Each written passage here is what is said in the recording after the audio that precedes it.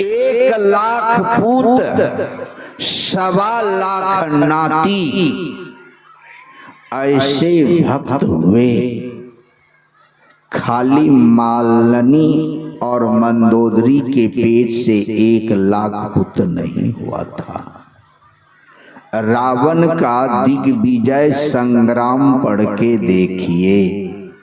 इस धरा पर जितनी सुंदरियां थी सबको उठा के ले गया था।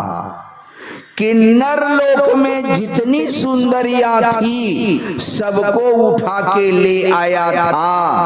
गंधर्व लोक में जितनी सुंदरियां उसे अच्छी लगी सबको उठा के ले आया था। यानी सुंदरियों का खजाना था उनका घर। और तब 1,00,000 पुत्र 1,25,00,000 नाती हुआ था। बोलिए श्री सद्गुरु महाराज की जय। निवास में महर्षि स्वामी वेदानंद जी महाराज के चरणों में कोटि सह नमन। मंच पर तीर्थ स्वरूप महात्मागण, उपस्थित सत्संग प्रेमी महानुभाव, माताओं एवं बहनों, अभी हम लोग भक्ति के बारे में सुन रहे थे कागभुसुंडी और गरुड़ संवाद से। शिव अज सुख सनकादिक नारद जे मुनि ब्रह्म विचार विशारद सबकर मत खगनायक एहा करिए राम पद पंकज नेहा। 8 व्यक्ति है ये लोग महारथी। इन लोगों का कहना है कि जब तक आप भक्ति नहीं करेंगे तो कल्याण नहीं होगा।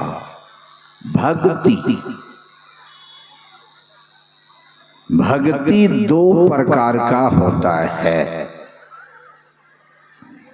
एक सार दूसरा आसार। दोनों तरह के भक्तों में एक से एक बढ़े चढ़े लोग हुए, लेकिन एक में संसार की सारी सामग्री मिल गई लेकिन शांति नहीं मिला, और एक भक्ति में शांति प्राप्त करके आवागमन के चक्र से पार हो गए। 2 प्रकार की भक्ति है। शरीर और इंद्रियों के संग में मिल करके जो भक्ति होती है उस भक्ति को आसार भक्ति कहते हैं। इसलिए गुरु महाराज ने कहा, अहो भगत सार भगति करी हो, आसार भगति करी संसार भ्रमत रही, भक्ति श्रम निष्फल हो। शरीर और इंद्रियों के साथ जिस भक्ति में दाखिल है, चाहे वह किसी की भक्ति हो, कोई लेना देना नहीं। इस भक्ति से धन नहीं है तो हो जा सकता है, बाल बच्चे नहीं हो रहे तो हो जा सकता है, रोग व्याध हो गया है तो छूट जा सकता है, लेकिन शांति नहीं मिल सकती है। शरीर और इंद्रियों से उपासना करने वाले सबसे बड़ा शिव भक्त कौन था? रावण। अपने हाथ से अपना मूड़ा काट करके हवन कर देते थे। और कैसा भक्त चाहिए? होने के लिए क्या नहीं हुआ अपना अस्कत, सोने की महल रुपए की छाजा ऐसा हुआ। 1 लाख पूत 1.25 लाख नाती ऐसे भक्त हुए। खाली मालनी और मंदोदरी के पेट से 1 लाख पुत्र नहीं हुआ था। रावण का दिग्विजय संग्राम पढ़ के देखिए। इस धरा पर जितनी सुंदरियां थी सबको उठा के ले गया था। किन्नर लोक में जितनी सुंदरियां थी सबको उठा के ले आया था। गंधर्व लोक में जितनी सुंदरियां उसे अच्छी लगी सबको उठा के ले आया था। यानी सुंदरियों का खजाना था उनका घर। और तब 1 लाख पुत्र 1.25 लाख नाती हुआ था। इतने रहते हुए संतोष नहीं हुआ और सीता का उठा के ले गया सीता को, जिसके चलते सर्वनाश हो गया। शिव जी का सबसे भक्त बड़ा था भस्मासुर।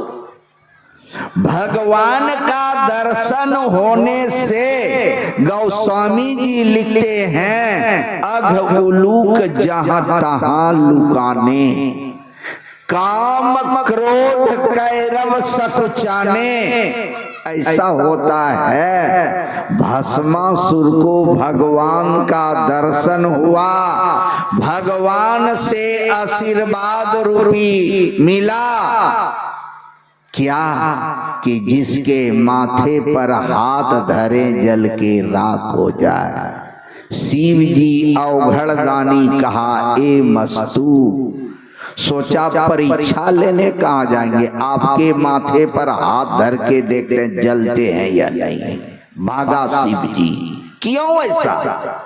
एक दिन उन्होंने पार्वती को देखा था, उसके सुंदरता से ये मोहित हो गया था। सोचा जब तक पगलवा रहेगा तो हमसे शादी नहीं करेगा।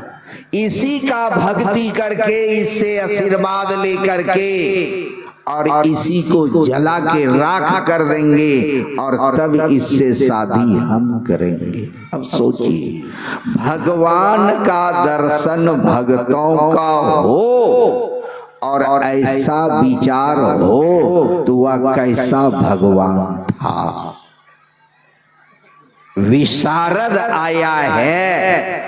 भक्ति के जो चरम सीमा पर पहुंचे हुए व्यक्ति हैं उन सबका विचारधारा है, उन सबका विचारधारा है। इसलिए गुरु महाराज ने कहा, आंख से तुम 2 भुजा, 4 भुजा, 8 भुजा या अनंत भुजा जो देखते हो, ये सब के सब धोखा रूप है। थोड़ा देर के लिए सत्यता है। क्यों? कि ये रूप ठगने वाला होता है। जैसे एक भजन माता बहने लोग बड़ा झूम झूम के गाती है। संत कबीर साहब की वाणी है, जब हम जानला पिया मोरो अइले, कैला हम सोलो सिंगार है, कौन वरन पर पिया मोरो रिझते, तनी को न कैला हम विचार है। टोला से पूछली, पड़ोसिन से पूछली, पूछला हम कुल परिवार है, कोई कहे लहिरा, कोई कहे ससुरा, मन नहीं मानल हमार है। अफसोस सकते हैं, श्रृंगार मेरी नजर में दूसरे को ठगने के लिए है। श्रृंगार क्यों? जब कह रही है कि मुझे पता चला कि पति आया, तो श्रृंगार करने जाएगी कि और कुछ करेगी? ये सारे के सारे माता बहने हैं, ये तो पति के निकट रहती है। पति आने पर क्या करते हैं आप लोग? श्रृंगार करने जाते हैं, श्रृंगार घर में सज धज के आके पति के निकट खड़ा होते हैं? नहीं। अगर सज धज करके खड़ा हो जाइएगा तो प्यार के बदला चमेटा लगेगा। आप क्या करते हैं? तुरंत दौड़ के आके चरण छूते हैं, या तो एक लोटा पानी देते हैं, उससे गज सड़का करते हैं। आपका श्रृंगार यही है। या नहीं तो पति आया दौड़ के गए सजने के लिए, तब तो चमेटा लगेगा ही। क्यों? ये श्रृंगार नहीं है। अर्जुनपुरी जी महाराज कह रहे थे बाराहाट में भागवत के दरमियान में, सीता जी सज रही है। कहा क्यों? पूछा। आगे वीआईपी घर के मड़वारी सब, भूमियार सब और यादव घर के महिला सब बैठी थी। कहा सीता जी क्यों सज रही है, बताओ। तो कोई कुछ कहा नहीं, मैं बता दूं। कहा बता दीजिए। कहा हम नहीं बताएंगे, तुम लोग गाली बकोगे। यानी अर्जुनपुरी जी हसूड़ महात्मा है। पहले खूब हंसाया, सबों ने कहा महाराज कुछ नहीं कहेंगे, कह दो। तो कहा सीता जी सज रही है पति से मिलने के लिए। सामने एक मड़वारिन उसकी बेटी थी, उठ करके चल दी। कहती है व्यास गादी पर बैठ के झूठ बोलता है। कथा के बाद मुझे काम था, उसी के यहाँ गए तो कहावत है साई की लाहौर सौतनी पर हो जाता है। अर्जुनपुरी जी का गोसा हमारे ऊपर झाड़ दिया कि व्यास गादी पर बैठ के आप लोग केवल झूठ बोलते हैं। मैंने कहा कैसे? कहा अभी तो अर्जुनपुरी जी कह रहे थे कि स्त्रियां सजती है पति के लिए। स्त्री हम हैं, पता आप लोगों को हो गया। मैंने कहा तो तुम ही बताओ। कहा हम पति के निकट रहते हैं तो बहुत 200 टका 250 टका का साड़ी पहन के रहते हैं। बहुत सजना होता है तो शाम को गोड़ हाथ धो के जरा सा पाउडर लगा के चकाचक हो गए। इससे अधिक सजते हैं कोई क्या? चाहे स्त्री या पुरुष, कोई जो सजता है। लेकिन वही महिला जब बाजार जाने लगे या कोई पार्टी में जाने लगे, कोई बियाह में जाने लगे, तब देखिए तो 5000 का साड़ी गोदरेज से निकलेगा, हील वाला चप्पल इतना एड़ी उठा हुआ, और गोदरेज के निकट कम से कम 2 4 5 बार तो घूम के जरूर देखती है कि कहीं क्रिच टूटा हुआ तो नहीं है। क्यों? वहां प्रदर्शन है, दिखाना है। पति के निकट क्या दिखाना है? आंख में धूरा देने के लिए ऐसी जब सज करके मार्केट जाती है तो उसका नजर जरा सा देखिएगा, इधर उधर ताकती है, हमको कोई देखता है कि नहीं। ऐसे ही व्यक्ति को लोग आंख मारता है, इधर उधर जो ताकता है। यानी सजना तो आंख में धूरा देना है। इसलिए कहा, संत कबीर साहब कहते हैं मन नहीं मानल हमारे। कोई कहा ससुरा में तो कोई कहा लहरा में। ये भी मन नहीं माना। अरे सजने का भाव है, क्या आप उसके संग व्यवहार क्या कर रहे हैं? आपके व्यवहार से अगर कोई खुश हो जाता है, इससे बढ़ करके और कोई सजना नहीं होता है। अगर आप सास ससुर की सेवा करके, अनसुईया ने, सुनैना ने सीता जी से क्या कहा था? सास ससुर गुरु सेवा करहु, पति का सेवा करने नहीं कहा है। सास ससुर गुरु के बताए मुताबिक ध्यान, सास ससुर की सेवा कीजिए, गुरु के बताए मुताबिक ध्यान कीजिए, तो आप में वह शक्ति आएगा, पति को कुछ मांगना नहीं पड़ेगा, उसके रुख और विचार देख करके सेवा कर लीजिएगा। सास ससुर गुरु सेवा करहु, पति रुख लखी आयुष अनुसरहु। ये होगा आप में। ये नहीं, आजकल तो हर लड़कियां पतिव्रता होती है।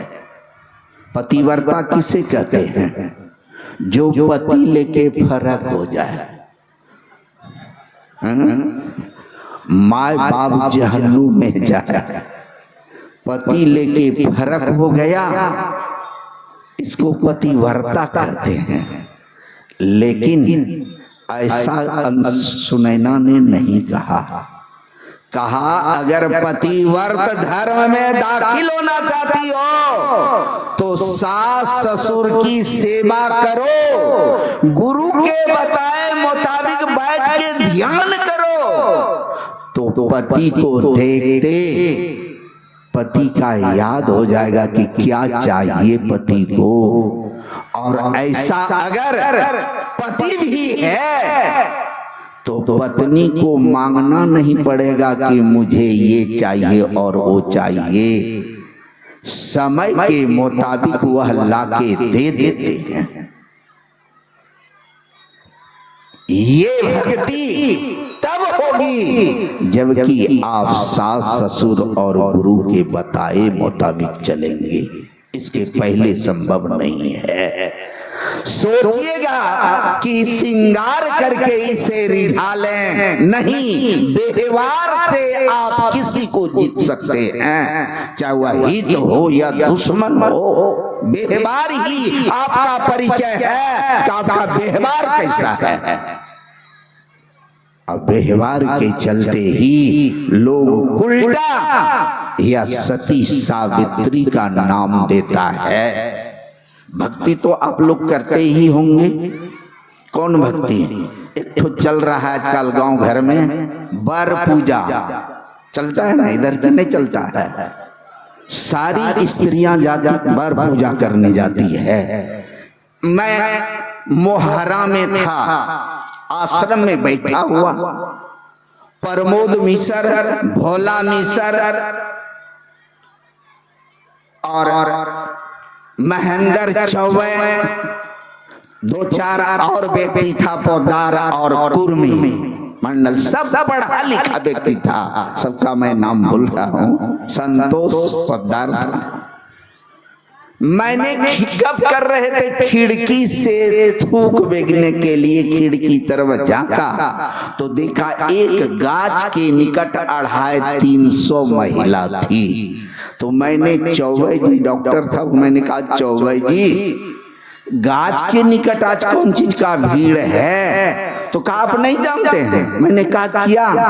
कहा आज बर पूजा का दिन है। मैंने कहा इस गांव का सब बर मर गया है क्या? चौबे जी कहते हैं कि बाबा आपके मुंह से ऐसी बात शोभा देता है। मैंने कहा मैंने कौन सा गलत कहा? आपने कहा जो बर पूजा है तो अच्छी बात है, तो क्या इस गांव का सब बर मर गया है जो यहाँ उपस्थित है? कहा सावित्री ने नहीं की थी बर पूजा। मैंने कहा कब? शादी के पहले या शादी के बाद? वर खोज के आई है, सब कोई पढ़ के देख सकते हैं, पढ़ी लिखी आप लोग हैं। वर खोज के आई है, नारद जी व्यंग्यात्मक शब्द में कह रहे हैं सावित्री वर खोज के आ गई। कहा ऋषिवर, कहा किसको, कहा सत्यवान को, कहा चौपट हुआ, कहा क्या हुआ, कहा आज से उंगली पर गिन लो 120 दिन इसका आयु है, यानी 4 महीना भी शादी नहीं हुआ है, 4 महीना बचा है। आजकल की लड़कियां होती तो कहती कल दूसरा वर खोज लेंगे जाकर के, शादी नहीं है ना हुआ है। लेकिन सावित्री कहती है बरहु शंभु ना तो रहु कुमारी। ये किसने कही थी? पार्वती ने सप्त ऋषियों को कि शिव जी अवगुण का भंडार है, विष्णु गुण का खजाना है, यही न कहना है। सप्त ऋषि ने कहा हाँ, कहा सुन लीजिए मेरा भी प्रतिज्ञा कि बरहु शंभु ना तो रहु कुमारी। सावित्री कहते ऋषिवर जो होना था हो गया। सावित्री सोचने लगी कि अब क्या होगा, उंगली पर दिन गिन रही है, शादी हुआ तो कौन कैसे गई होगी। एक गरीबी के नीचे लकड़ी काट के बेचता है, खाता है, तब तो माए बेटा बाप का पेट भरता है, नहीं तो नहीं। उस घर में जा रही है सावित्री, और सावित्री कहां पली है? धन के ऊपर, धन के ऊपर। साधारण वेशभूषा में सावित्री बाप के घर से निकल रही है। बाप कहते हैं बेटी जहां तक रथ जाता है कम से कम रथ पर जाओ, तो बात का बात मान करके रथ पर गई है। वहां रोज उंगली पर गिन रही है, इतना दिन हुआ जिस कल 120 दिन होने वाला है। सावित्री विकल है और बार बार पति से कहती है कि कल जंगल हम भी जाएंगे घूमने के लिए। आजकल लड़का को कह दे कि हमको सिनेमा देखना है तो तुरंत भागलपुर लेके चला जाएगा, का मोटरसाइकिल पर बैठो ना घुमा के ले आते हैं। लेकिन सत्यवान ने कहा देवी अगर जंगल चलना है तो माता पिता से आदेश लो। तो जैसे एक बच्चा बच्ची माता पिता से दुलार और प्यार से कहती है कि हम अमुक जगह जाएंगे, सावित्री सास ससुर से कहते हैं कल हम जंगल देखने के लिए जाएंगे पिताजी। और पिता बाल बच्चे अनुकूल होते हैं तो पिता नहीं रोकता है। जाते समय कहते हैं सत्यवान से कि बेटा यह धन पर पली है, इसको दुख का पता नहीं है, थोड़ा सा जंगल देखा के लेते आना। जंगल तो आप लोग नहीं देखे, हम लोग जलावन लाने के लिए पहाड़ जाते थे, तो जलावन जहां मिलेगा वहीं न लीजिएगा कि पतले उठा के लेते आइएगा, भीतर जंगल जाना पड़ता था। उसी तरह सत्यवान गया जहां की गाछ पर बैठ के काटता था लकड़ी। सावित्री को कहा बैठो, वह गाछ पर चढ़ गया, लकड़ी काट रहा था। कहा देवी सिर में दर्द हो रहा है, कहा जल्दी उतर आइए। तो समझ गई, उतर गया है। सावित्री पूरब मुंह से बैठी हुई है और सत्यवान उत्तर तरफ पैर करके दक्षिण मुंह से सावित्री के गोद में सिरा रख करके लेटे हैं और सावित्री माथा सला रही है। इतने में दूध आया, देखा ये तो अग्नि का शिला है, हम नहीं पहुंच पाएंगे। जमराज से कहा महाराज वह लड़की नहीं, हुआ तो अग्नि का शिला है, हम उसके निकट नहीं जा सकेंगे। जमराज आया और खड़े हैं। सावित्री पूछते तुम कौन हो? क्यों खड़ा हो? कहा मुझे लोग धर्मराज भी कहते हैं और जमराज भी कहते हैं। अच्छा किस लिए आए हो? कहा इसको ले जाने के लिए। सावित्री कहती है कि मैं भी चलूंगी। कहा नहीं तुम नहीं जा सकती हो। कहा इसके बगैर रहने का जगह कहाँ है मेरे लिए, इसलिए ये जाएगा तो मैं भी जाऊंगा। धर्मराज कहते हैं कि बेटी तुम्हारा समय होगा तो तुमको भी हम ही लेने आएंगे, दूत नहीं आएगा, अभी तुम मत जाओ। कहा नहीं। तो पर भी जमराज ने लिंग शरीर को, यानी सुबह जो कह रहे थे ये शरीर को छोड़ करके इससे 4 शरीर निकाल के चल दिए। तो सावित्री नहीं कैसे चल दी? सावित्री भी अपने शरीर से निकल गई। क्यों? बच्चे से ध्यान पूजा करती थी। कहानी को मैंने शॉर्ट कर दिया है क्योंकि बाबा नहीं आ जाए न तो अधूरे रह जाएगा। निकाल ली। जमराज ने देखा, कहा बेटी लौट जाओ। बड़ा दीन भाव से कहा कि पति जा रहा तो मैं कहाँ रहूं। कहा अच्छा एक वर ले लो। कहा वर देना चाहते? कहा हाँ। कहा मेरे सास ससुर को आँख हो जाए। कहा जाओ हो जाएगा। पुनः जब जमराज जाने लगे तो साथ पढ़ ली। जमराज कहते बेटी लौट जाओ, तुम्हारा समय नहीं हुआ है। लेकिन दीन भाव से खड़ी है और जमराज को एक टक से देख रही है। जमराज कहते अच्छा एक वर और ले लो।